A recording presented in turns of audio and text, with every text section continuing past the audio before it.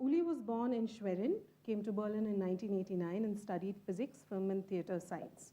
On the side, he worked as a projectionist and founded his own cinema, Balas, is that correct? Balázs. Yeah, Balázs in 94. In 95, he began his studies in film direction at HHF. His graduation film, Havana Mi Amor, opened the Berlinale Forum in 2000 and won the German Film Award Lola as the best documentary after its successful theatrical release. Some of the other films that he's made, one among which you'll see at the Urban Lens Film Festival on Saturday, on the 22nd, is Pink Taxi, Casat Conmigo? Casate Conmigo. Right. Marry Me. Marry Me is the English title. Right, yeah. Marry Me. Comrades in Reaps, you must watch that film. Yeah. It's a lovely Played film. in India. Yes. So thank you. Perhaps a couple of questions I could ask you and then we can open it out. I'm sure people are. What struck me quite remarkable about this film, apart from the fact that it's really charming, and it's a film in many ways that's without judgment, which I really like, is the fact there's this form of jazz itself. I mean, this whole idea of how cultural forms move, and especially coming from the South Asian subcontinent, there's Indian diaspora, there's music that travels to various parts of the world. And here you see jazz traveling from the West. And especially if you look at a place like America, where the development of jazz has a certain connection to history and politics, and yet it comes to China in a particular different way. So the first question I'm going to ask you, which I'm sure you get asked at every screening, is, which I thought was interesting about the film, is how did you come to this film and this whole idea of jazz and these musicians in Shanghai? If you could just talk to us about that. Yeah, I was born in East Germany. That means I have a relation to this communist way of living. And I was interested in how infected the jazz music from the Western world, the Chinese people, after the end of World War II. Then I read an article in a German newspaper when I ordered an Indisch meal. I was waiting in a restaurant and there was a newspaper and there was an article about this jazz band. And I was waiting and reading this article, and that, I was very impressed by the story of these old guys, because they were playing over the last 30 years, day by day, evening by evening, in this very posh hotel, in a bar. Yes. And they played jazz. I was wondering how they handle all the changes in China over the years. Yeah, and my topic from the beginning, when I was a filmmaker, was to describe the crossing cultures and in many ways. And I started in Cuba with the film about a television mechanic in Havana who repaired all the old Russian televisions, because it was also the time of change in Cuba at the time. And then I traveled around the world with cinema owners, and was also played in India with a traveling cinema, and I described all these changes in the societies when the big films came from the Western world and from other parts of cultures. And then I found this story, and I think every story is a little bit connected with my own past, because I have the experience of the communism. I was born there and I spent my whole childhood there, and so I'm interested in this areas, yeah. And you know, it happened a lot of things also in these societies, especially in China, and the old people stand for me for the old times. And when you entered China now, you will never find, or you will find only very small pieces of the past, because they are thinking only forward, yeah, and they lost the past, I think so, a little bit, and they want to lose the past, because in the past was Mao, there was a cultural revolution, and this old musicians stand for this kind of past. And it was very difficult to get the entry in their stories, because they don't wanted to speak about the past. Right. Yeah? And so step by step, after a long period of shooting, there were some remarks, yeah, some little pieces of that what happened real, and it was hard. for them, because they started when they were very young under the French occupation to learn jazz. Yeah?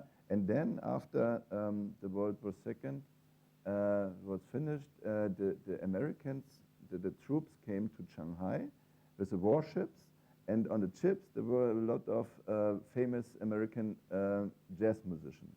And they joined in the ballrooms and they played together with these guys, and they were 20. Yeah? And that then influenced the old guys so much. But then came Mao, and Mao sent them in agriculture, and it was the bad time, and sometimes you hear the stories. And then there was a reopening of Shanghai in the end of 70s, and this band was the first band which was founded by the government, and they reopened the hotel, and from the beginning of the 80s they play every evening. And they still continue to. And still continue. If you are in Shanghai now, you can join the bar. Yeah. And the old musicians are there. I think Mr. Sun is also still living. Yes. Until now. So, Yeah. it's interesting, actually. You should talk about this idea of memory and also connect it to your past. But what I thought was actually a very interesting thing about your film, so much of it is about memory, but it's never nostalgic. Yeah. And I found that really interesting. As one of your character actually says, one of the people in your film says, the past is past. Mm-hmm. And I thought that sequence was so poignant, because he's in that ferry, he's looking at the ship going, and the people waiting in their two-wheelers. But yet you are actually doing that, because various people, the film is about performance, but it's also about memory of a time, of a space, and of a city. And for people who are pretty much in their 70s and 80s, and as we were discussing earlier, memory is also such an unstable and fragile thing. How did you get them to share their experiences of the past, and of the past actually relevant even today in the present? Can you talk to us about that? I try many things with him. We were together in a film studio in Shanghai. We rent a bus, and there was a completely old part of Shanghai built for fiction films shootings. Yeah, and I traveled with the old guys in this old city, because it was so difficult to find an old part of Shanghai. There was only a small part, and everything was destroyed in the time when I came to it.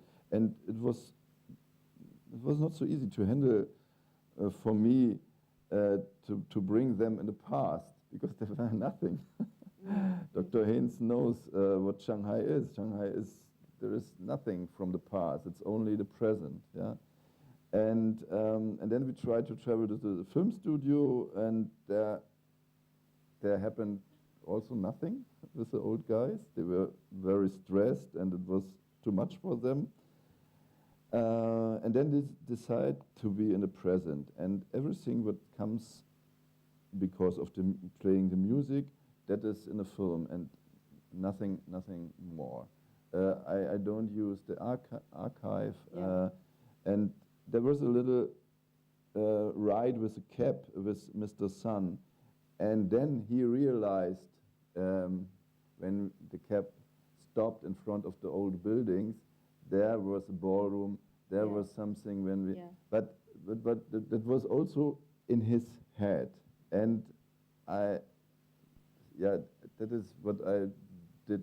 Only that what I see in the present. The rest, that comes. I don't know.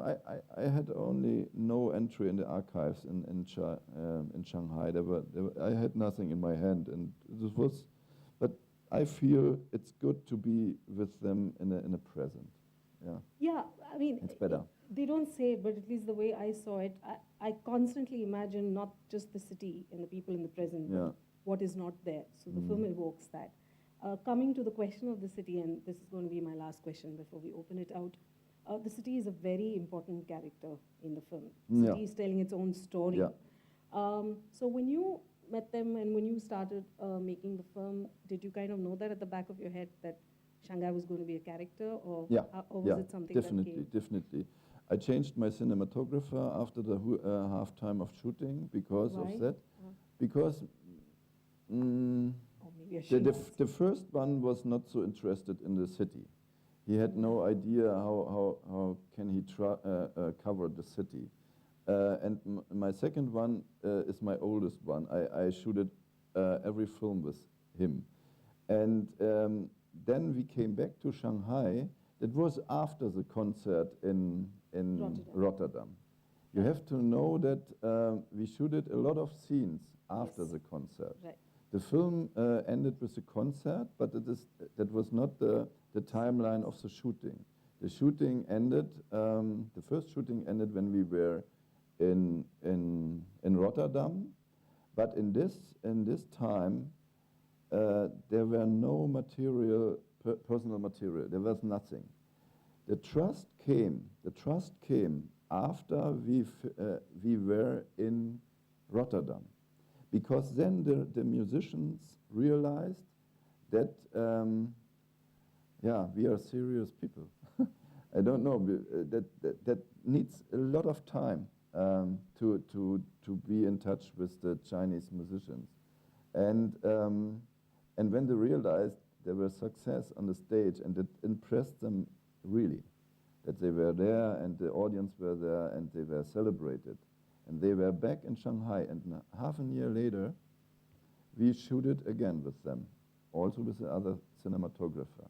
And we were a small unit, we had a small camera, and we had all the experiences of the first shooting in us, yeah, and also material. I had a rough cut, and I realized exactly what I need for the film.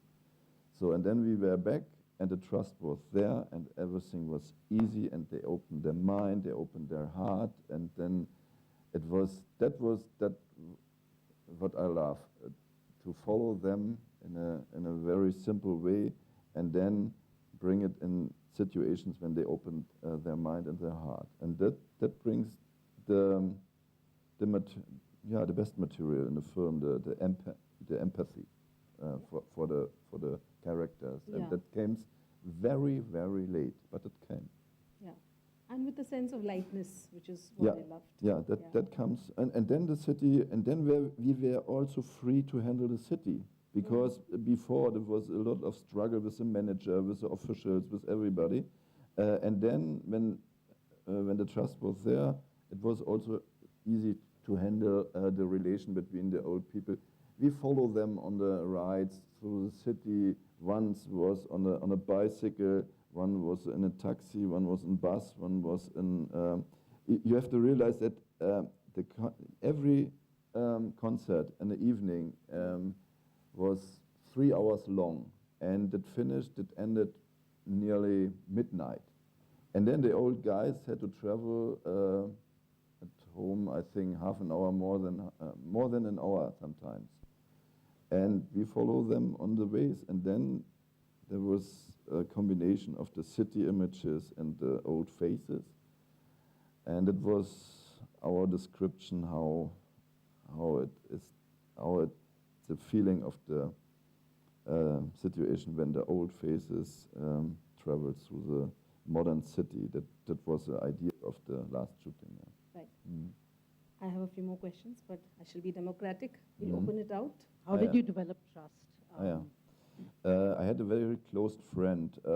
He is a German guy, and he is living over the last 15 years in Beijing, in China, and he is married with a Chinese woman, and he speaks fluently Chinese and German, and we were very close in touch before we start with the shooting.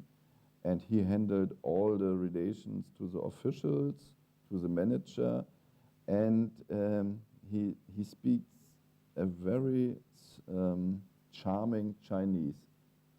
And the old guys, they were very impressed by this. And so it was easy to communicate with them, because he was a German, but he speaks very charming Chinese. The language was not the problem. The problem was the handling of our understanding, how we can handle a schedule, and their understanding.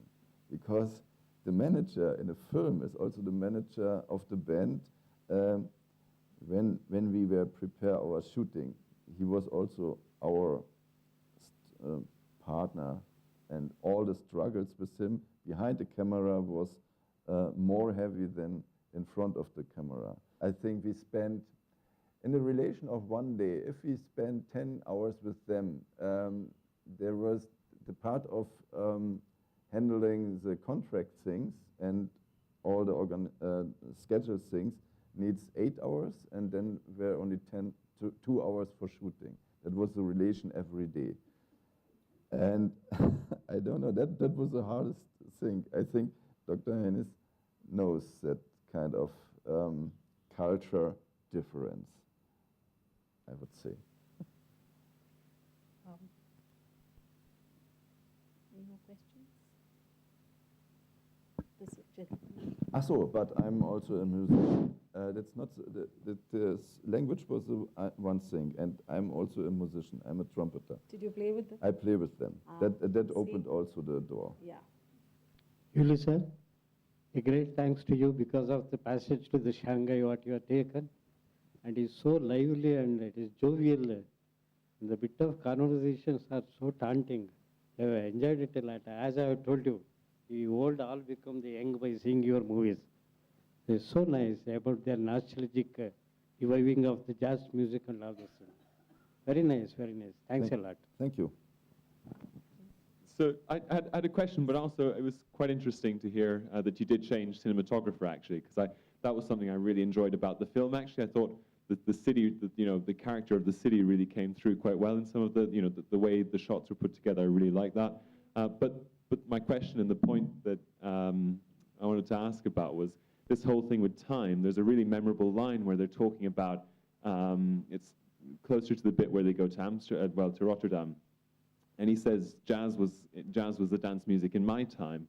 And this is really interesting because jazz, once upon a time, was, I think my generation sees as a bit antiquated, but actually once upon a time it was quite rebellious, and it was, cutting edge, it was very forward-looking. And these guys, when they were young, they were forward-looking, and they might have gone a little bit forgotten in the past now, or sort of seem to be stuck in the past. But actually, they were forward-looking in their day, just as people in Shanghai today are forward-looking and not wanting to think about the past. So it's interesting how you can be forward-looking at some point, but you kind of get left behind. I don't know, was that when you picked jazz and when you picked these guys to look into, was this story of jazz something that you thought about, or was it something that sort of evolved as you learned their story and as you sort of learned the character of the city? I was not so trained in jazz before. My entry in the story is not so special. I have not so many background informations about the topic, because I'm more interested in the human view on the conditions, and music or jazz in this special case, that is only the background. I have not so detailed information how were the relations between the American jazz and the Chinese jazz, or what is it. I was more interested to bring people together who are a little bit far from each other. The moment when the young lady crossed the stage, or they came on the stage, then that brings a lot of energy. I think for me as a filmmaker, it's more interesting to handle energy from music that comes from characters, that comes from what's it's in the people and comes out. And in this case was when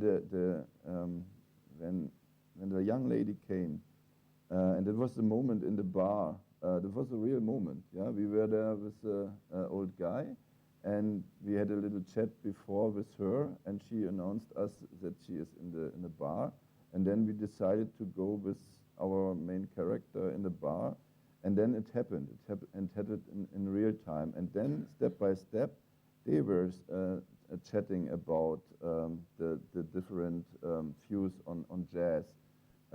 behind the line. And then for me it was interesting to see how they handle the young generation and the old generation, because the problem in the film is they are we can say they are not so good musicians, yeah, and it is not so easy to handle it in a film, because the film has celebrate them as the musicians, and so you have to think about how you handle it, the quality of their playing, yeah, and so it was good that it was not the statement about the quality of the music comes not from me, sondern from instead of it's come from her. In the moment when she were in his house, then she chatted with him about the quality of the music and what they can do in the future with the music, with the jazz, and that was more interesting for me. And so. And you see that in the film, because yeah, the film is I bring bookended it by in the the film. performance, but it's actually Yeah. rehearsal, and it's waiting to rehearse or Yeah. rehearsing, which is the structure. But It is, the rehearsals, they were not interested in rehearsals because they are very old, and it is very tough every evening in the age of 80 play 3 hours yeah. in a bar, yeah, and that happened every evening.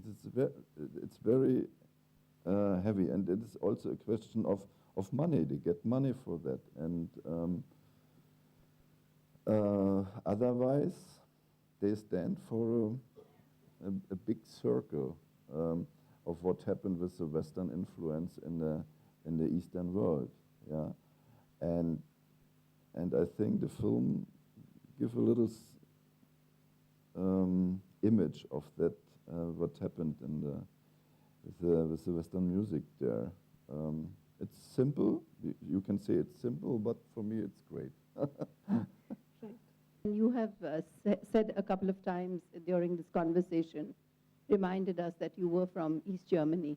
Would it have been different if you had been from the West? The reason I say it is because, you know, you don't let them dwell too much about the past, about the communist era, and you sort of leave it at that level of humor about Beethoven's number, and you know. So, would it have been different if it was a gaze from somebody from West Germany? I just wondered. Yeah. I think you can realize that in one scene in the film, there's a journalist from the Dutch TV, Yeah. and the journalist was very interested in to bring them in a situation to speak about the Cultural Revolution. And this question from the journalist, that is what I never bring out in front of the musician, because I know that if you are in the system or a part of a system like the communism, all the questions were not only handled directly. You have to find some ways around, or some other entries to get an answer of these very special questions, because you are part of the system, and there's no direct answer on such kind of questions, and you have to. And it is also interesting to know that they were a part of the system, and now they are still living. And in that age, they have only a small part, or not so much time for living. And I think it's very important to handle all the things in the present. Yes, but I was also in North Korea a lot of times, and it was the same thing. And I start in Cuba. I think I can bring them in another situation to handle these questions.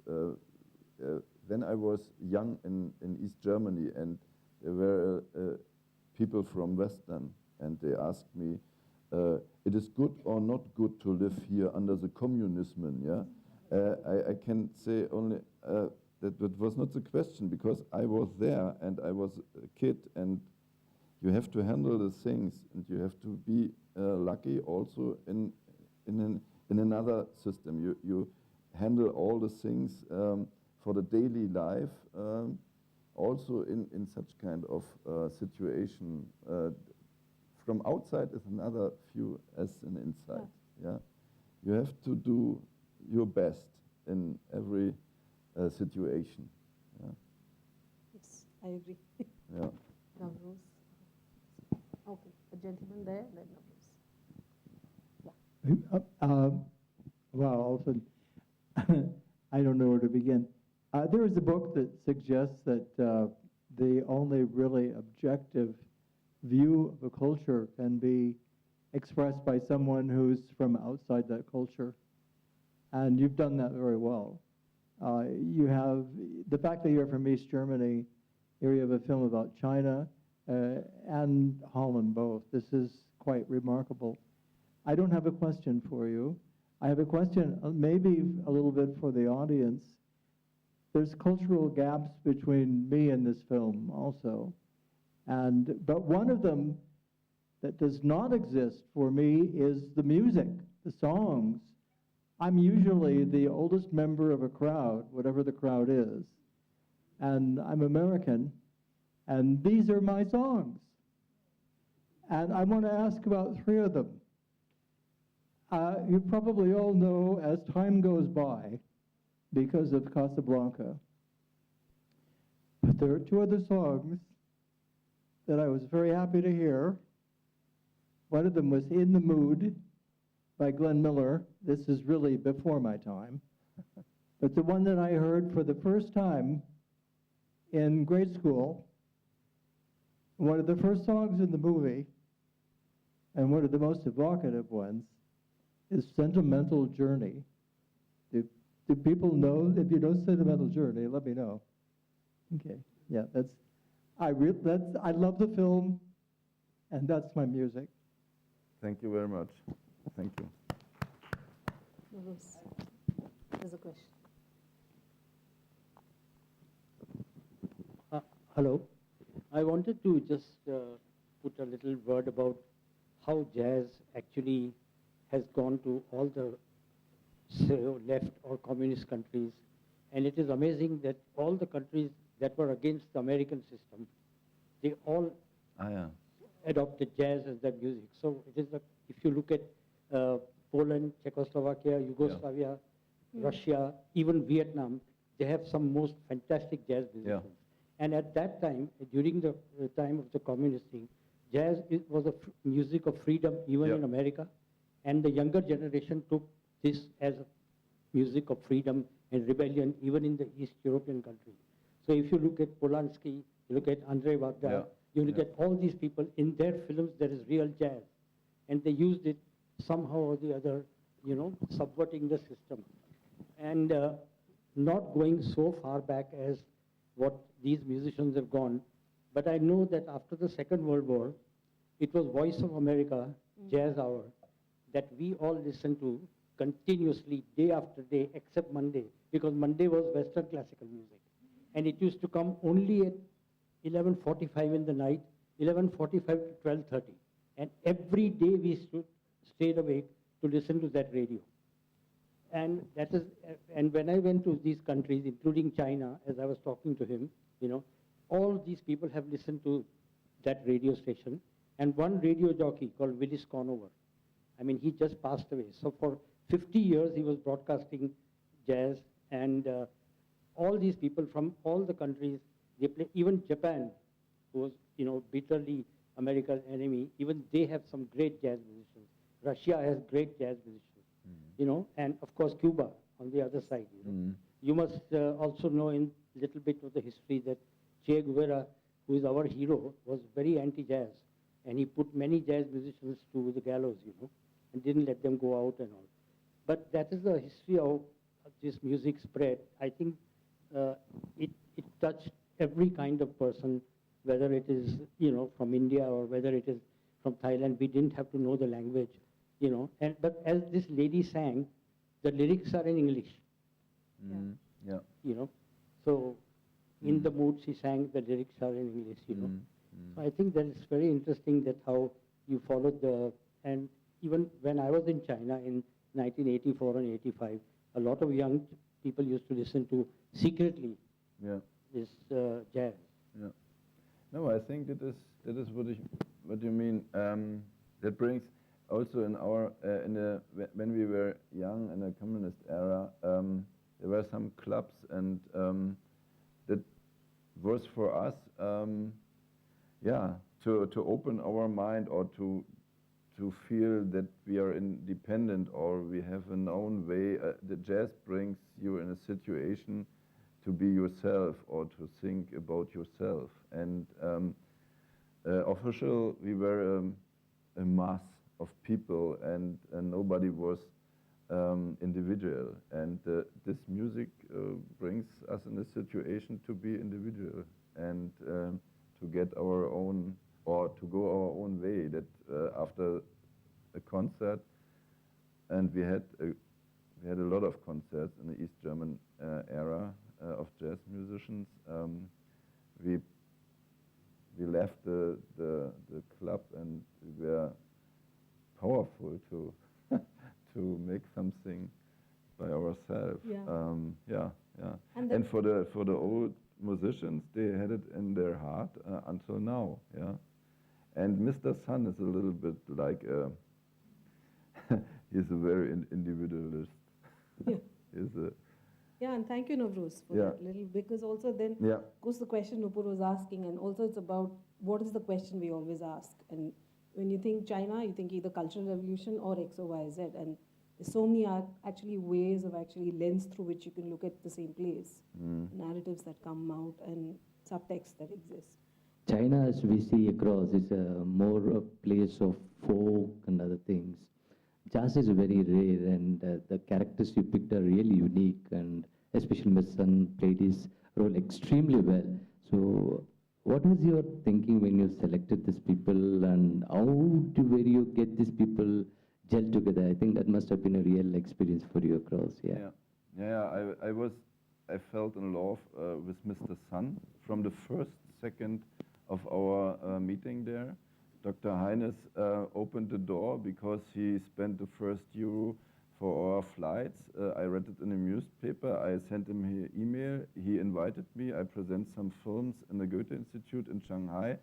And I was there, and I had a little camera, and I shot it with the band members, and Mr. Sun was there, and I was completely sure that he is my main character.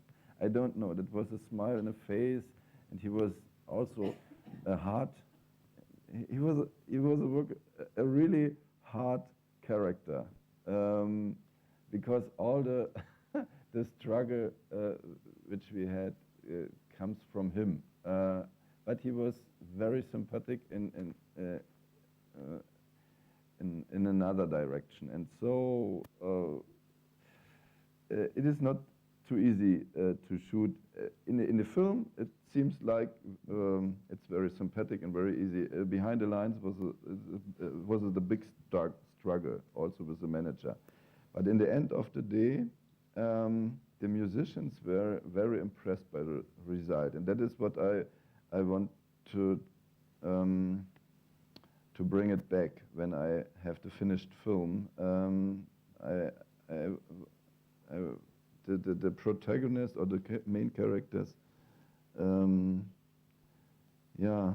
I think that is a part of their life, and they are very proud of it. And now when you entered in the bar, there are a lot of posters and photos from the premiere in Shanghai, and everybody in the hotel is speaking about the shooting because they are proud of it, and that is the most important thing. And for me, it was the entry in China's culture. And after this film, I shooted 3 more. Yeah, the second one was about a heavy metal band, young musicians, the youngest generation from China. I was with them on the biggest heavy metal hard rock festival in the north of Germany, in a village, yeah, and they won the battle, the battle for the best young heavy metal band of the world. There were 22 countries, and they won, and they were great, yeah. And I still in contact until now with them. And then now I will be 3 months in Hong Kong to research a new project. For me, it was an entry, and I liked the changes and everything what happened in China now, and I will be a part of it. And the old guys opened me the door, and Dr. Heines. Yeah, thank you all. Thank you so much for this wonderful film, and we hope to see you again at the Urban Lens Film Moscow. Festival. Yeah. And this film also plays in Delhi, so if you have friends in November, so if you have friends who live in Delhi and want to watch the film, do ask them to come watch. Thank you all so much. Thank you.